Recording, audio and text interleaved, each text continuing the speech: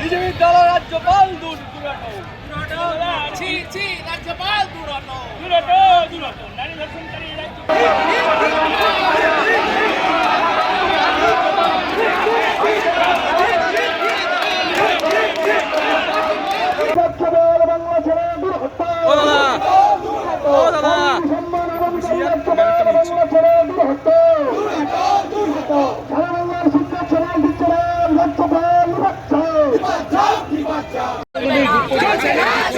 এই মুহূর্তে তৃণমূলের সর্বভারতীয় শিক্ষা রাজ্যপাল রাজ্য থেকে দূর হটো।